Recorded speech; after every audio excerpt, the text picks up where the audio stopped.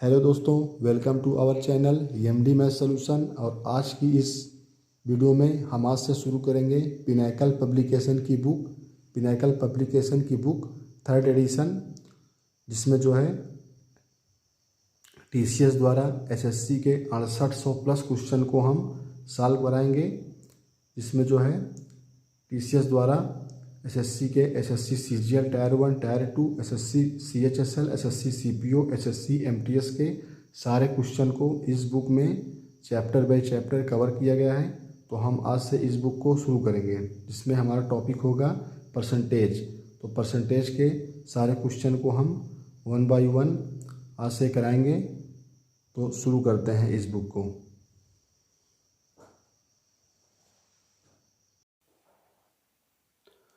तो question number 1 है, कह रहा है कि स्कूल यक्ष से छात्रों की एक निश्चित संख्या एक परीक्षा में शामिल हुई और 20% छात्र अनुत्तीर्ण हुए। स्कूल वाई से स्कूल यक्ष से 130% अधिक छात्र समान परीक्षा में उपस्थित हुए। यदि दोनों विद्यालयों से उत्तीर्ण हुए छात्रों की कुल संख्या का 90% उत्तीर्ण हुआ तो विद्यालय वाई से अनुत्तीर्ण होने वाले छात्रों का प्रतिशत कितना है। मान लिया कि ये स्कूल हमारा एक्स है और ये स्कूल वाई है।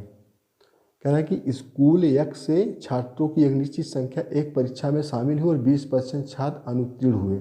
मान लिया कि स्कूल एक्स से जो है वो 100 छात्र जो है परीक्षा में शामिल हुए और कह रहा है कि 20% छात्र अनुत्तीर्ण हुए। मतलब जब इसमें से 20 छात्र जब जो है फेल होंगे तो पास कितने होंगे, 80 होंगे, ये पास होंगे।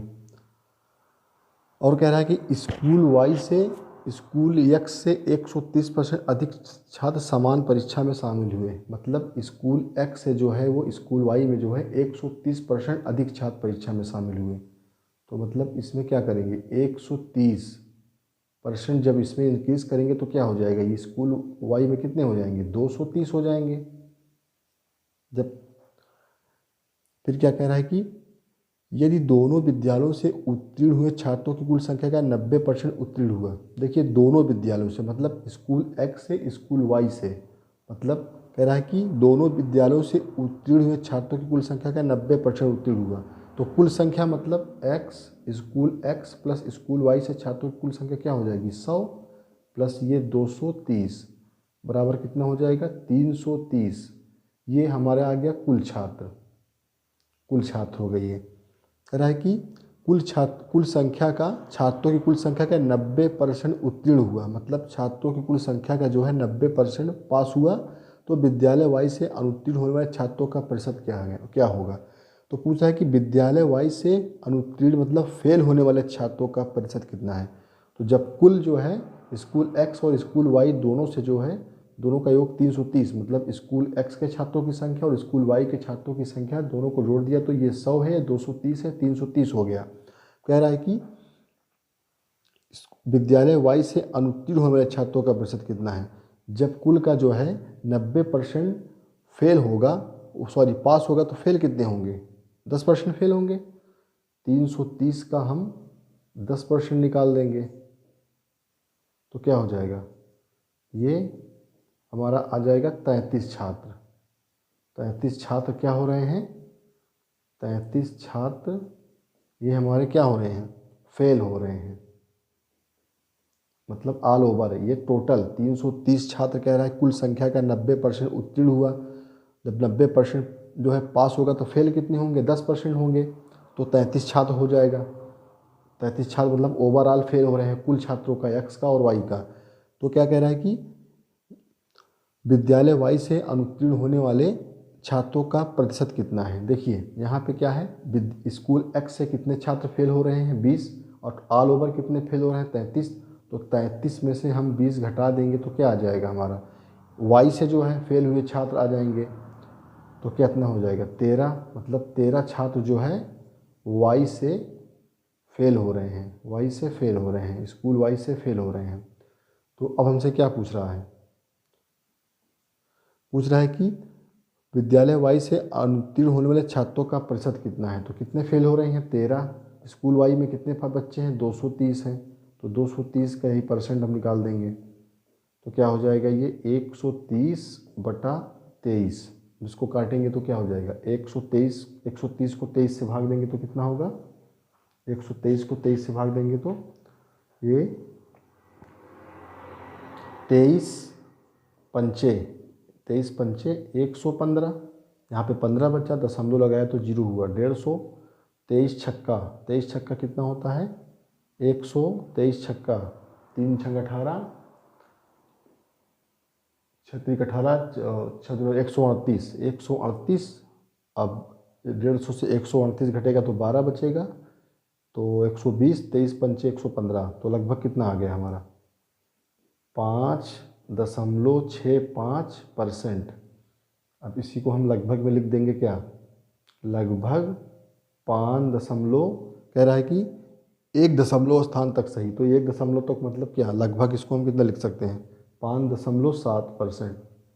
यही हमारा आंसर हो जाएगा। 5.7% क्या आ जाएगा, स्कूल वाइज से अनुत्तीर्ण हो रहे छात्रों का प्रतिशत, ऑप्शन नंबर डी।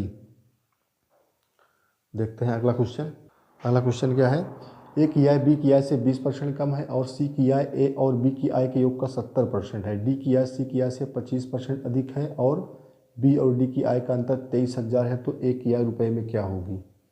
देखिए ये ए है और ये बी है, ये सी है और ये डी है। कह रहा है कि ए की आय बी की आय से 20% कम है। अगर बी की आय 100 यूनिट है तो ए की आय कितनी हो जाएगी, 80 हो जाएगी। फिर कह रहा है कि सी की आय ए और बी की आय के योग का 70% है। सी की आय बराबर क्या हो जाएगा, ए और बी की आय के योग का 70%, मतलब 100 और 80, 180 का 70%, परसेंट से 2 जीरो कट जाएगा, 18 सत्ते 126। सी की आय आ गई है कितनी, हमारी सी की आय 126 आ गई। अब क्या कह रहा है कि डी की आय सी की आय से 25% अधिक है, तो डी की आय बराबर सी की आय से 25% अधिक है, मतलब 126 का 25% निकालेंगे तो क्या हो जाएगा 25 चौका 100 और नीचे 4, 2 दूना 4, 2 छंग 12, 2 तीन 6, मतलब 63/2। तो डी की आय बराबर 126 प्लस 63/2, 126 प्लस 63/2, इसको जोड़ेंगे तो क्या हो जाएगा 126 गुना 252, 252 और 63, 252 और 63, 3 2 5 अपा 315, 315/2, ये क्या आ गई हमारी डी की आय आ गई। अब क्या कह रहा है कि बी और डी की आय का अंतर 2300 रुपये है, मतलब 23,000 रुपये है। तो बी माइनस डी बराबर हमारा कितना दे रहा है 23,000 दे रहा है। तो बी हमारा बी और डी मतलब 315/2 माइनस 100, बी की मतलब बी का वैल्यू 100, तो इसको रखेंगे तो क्या हो जाएगा, ये हो जाएगा 315 माइनस ये 200/2, तो क्या निकल के आएगा ये 115/2, 115/2, हाँ।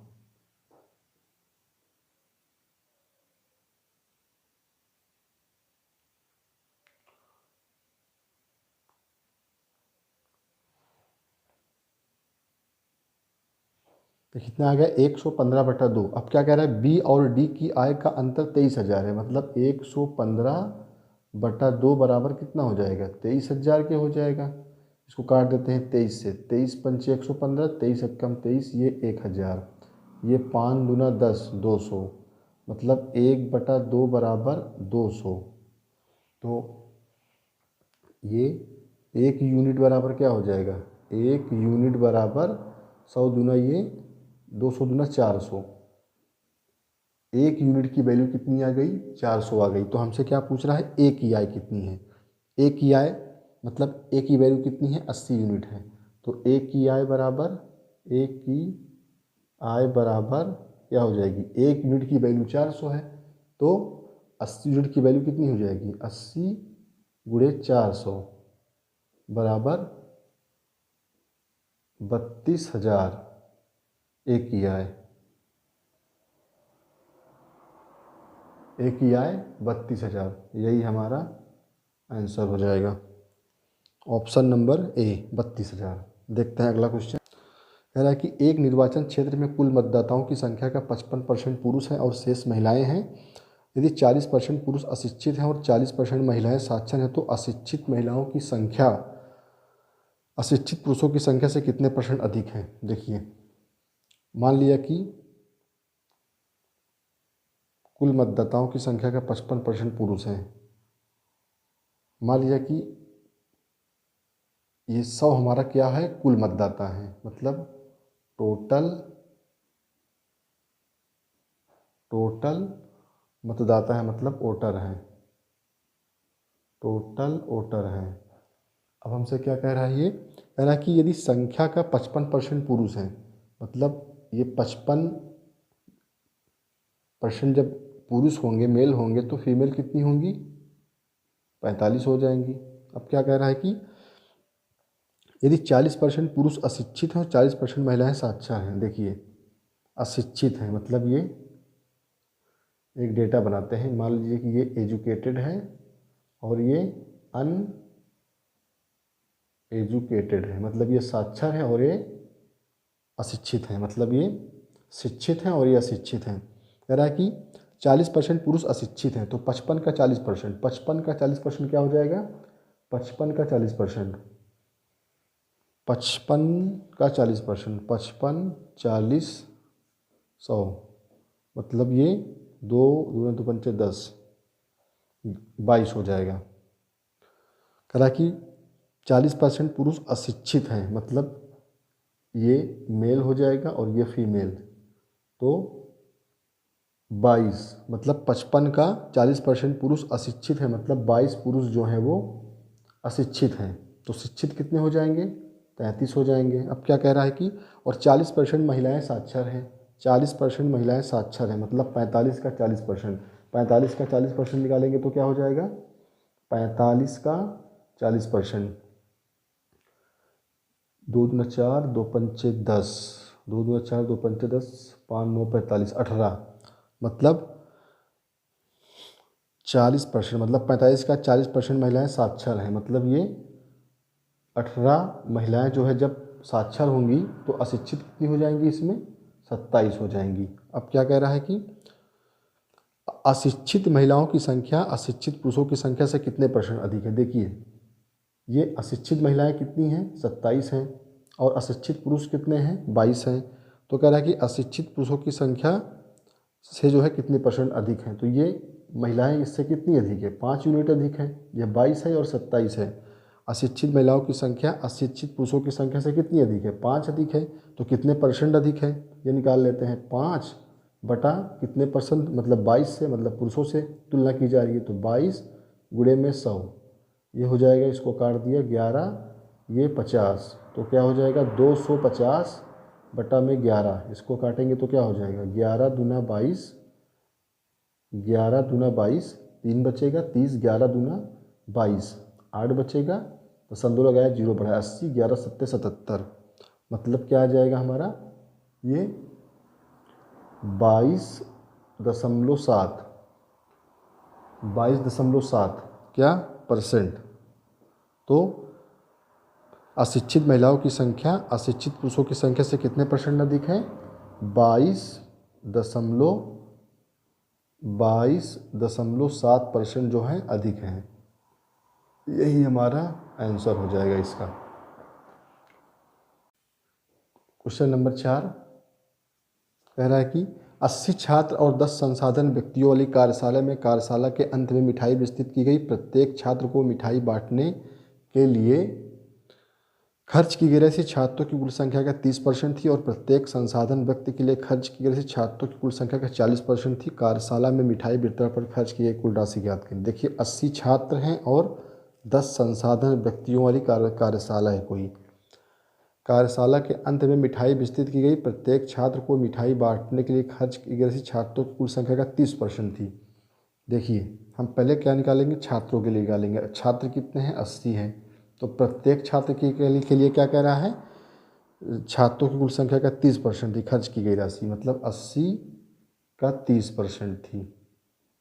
फिर प्लस में क्या कह रहा है हमसे, प्रत्येक संसाधन के लिए, मतलब 10 संसाधन हैं, 10 संसाधन वाले व्यक्ति हैं, प्रत्येक संसाधन के लिए खर्च की राशि छात्रों की कुल संख्या की 40% थी, छात्रों की कुल संख्या की 40% थी, मतलब 80 ये गुणे में 40%, परसेंट से 2 जीरो कटा, ये 80 और ये गुणे में 8 त्रिक 24 प्लस ये 10 गुणे में क्या हो जाएगा, परसेंट से 2 जीरो कट जाएगा तो 32, यहाँ पे क्या हो जाएगा 8 चौक 32 को 2 हासिल 3, 8 दूना 16 3 19, 1920 प्लस ये 320।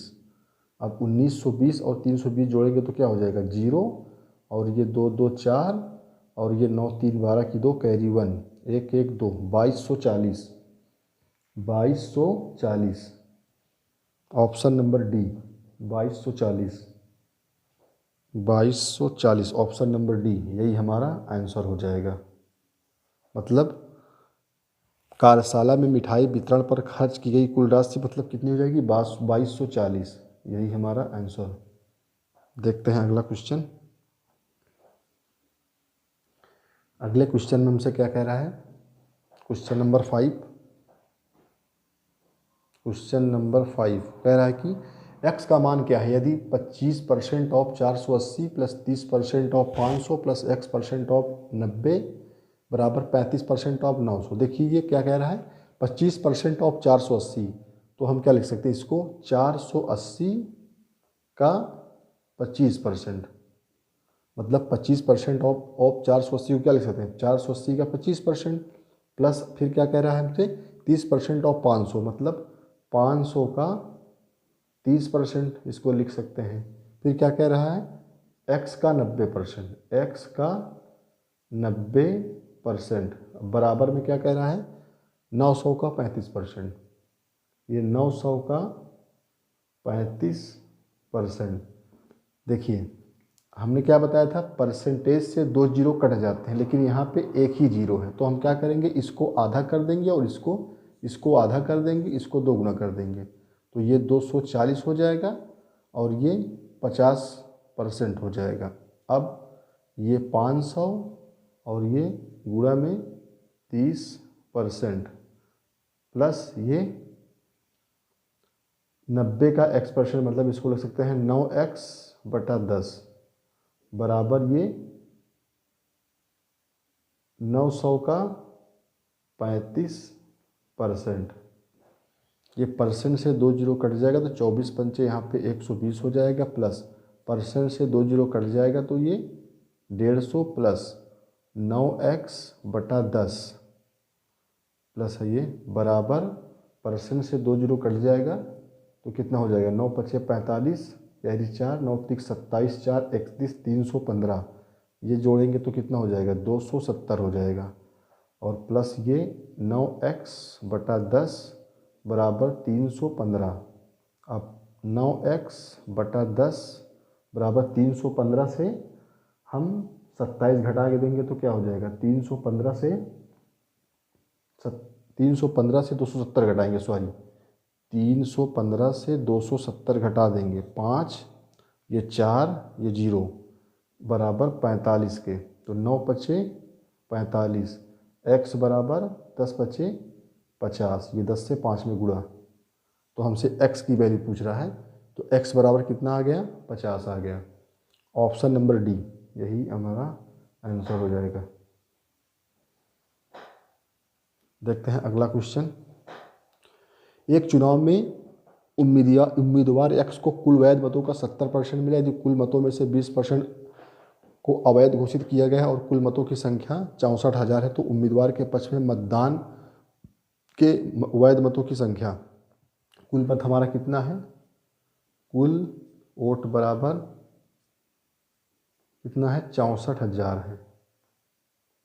ठीक, फिर क्या कह रहा है कि यदि मतों में से 20% को अवैध घोषित कर दिया जाए, मतलब 64,000 में जब 20% को हम इनवैलिड घोषित कर देंगे तो वैलिड कितना बचेगा 80%, मतलब कुल का 80%। मतलब 64,000 वोट थे जिसमें से 20% को इनवैलिड कर दिया गया, तो वैलिड कितना बचा? 80%, मतलब कुल का। फिर क्या कह रहा है कि उम्मीदवार एक्स को कुल वैध मतों का 70% मिला, मतलब कैंडिडेट एक्स को वैध मतों का 70% मिला।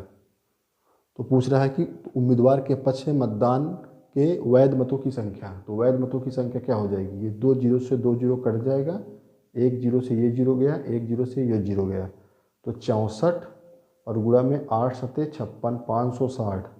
तो 64 गुणे 56 कर लेते हैं। 6 चौक को 24, कैरी 2, 5 चौक 20, 6 छंग 36, 36 20 56, 2 58, 8 कैरी 5, 5 छंग 30, 5 35। तो कितना हो जाएगा ये? 35,840, 35,840, 35,840। ऑप्शन नंबर ए,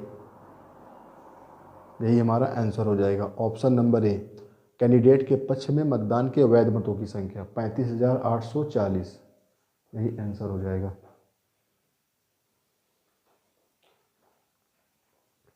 देखते हैं क्वेश्चन नंबर 7। क्वेश्चन नंबर 7, यदि किसी घन के प्रत्येक किनारे को 10% बढ़ा दिया जाए तो इसके पृष्ठ क्षेत्रफल में कितने % की वृद्धि होगी? हमने बताया था क्षेत्रफल में वृद्धि वाला फार्मूला क्या होता है? % की वृद्धि, मतलब इसको बताया था कि a + b + ab अपान 100। क्योंकि यहाँ पे जो है प्रत्येक किनारे को 10% बढ़ा दिया जाता है, तो 10 + 10 प्लस ये 10 बटा में 100 बराबर 20 + 1 बराबर 21%। 21%, ऑप्शन नंबर ए आंसर हो जाएगा। देखते हैं अगला क्वेश्चन। कह रहा है कि एक छात्र ने 4/3 की बजाय 3/4 के साथ एक संख्या को गुणा किया, त्रुटि प्रतिशत किया है, क्या है? यही कोई छात्र है, मान लिया कि ये कोई संख्या है, इसमें क्या है, उसको 4/3 से गुणा करना था, 4/3 से गुणा करना था, और उसने गुणा किससे किया? 3/4 से गुणा कर दिया। मतलब ये कोई संख्या थी, उसमें उसको 4/3 से गुणा करता तो ये इसका सही मान प्राप्त होता, ये सही मान प्राप्त होता, सही मान प्राप्त होता। और जब इसने 3/4 से गुणा कर दिया तो ये गलत मान प्राप्त होता, गलत। क्या कह रहा है कि तो हम क्या करेंगे? संख्या निकालेंगे। वो संख्या क्या थी? संख्या मतलब कौन सी संख्या थी? तो ये संख्या निकालने के लिए हम क्या करेंगे? हर का, दोनों हर का आपस में इसका गुणा कर देंगे।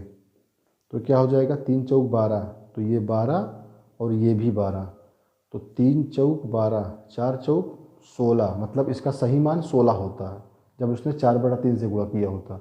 4 3 12, 3 त्रिक का 9, तो इसका गलत मान 9 है। तो हमसे क्या पूछा? त्रुटि प्रतिशत क्या है, मतलब % एरर हमसे वो पूछ रहा है। तो एरर क्या हो जाएगा? त्रुटि कितने की हो जाएगी? सही मान 16 था, गलत मान 9 है, तो त्रुटि कितने की हो जाएगी? इसका डिफरेंस मतलब 7। तो % एरर क्या हो जाएगा? 7 बटा पहले का मान मतलब सही मान गुणे में 100। तो 4 से काटेंगे 4, ये 25, और ये 25 छक्का 150, 25 सत्ते 175 बटा में 4, 175 बटा में 4। इसको भाग देंगे तो क्या हो जाएगा? 4 चौक 16,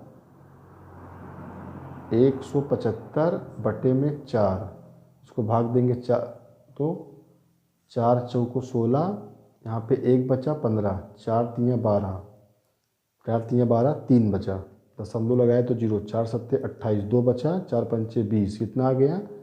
43.75, 43.75%।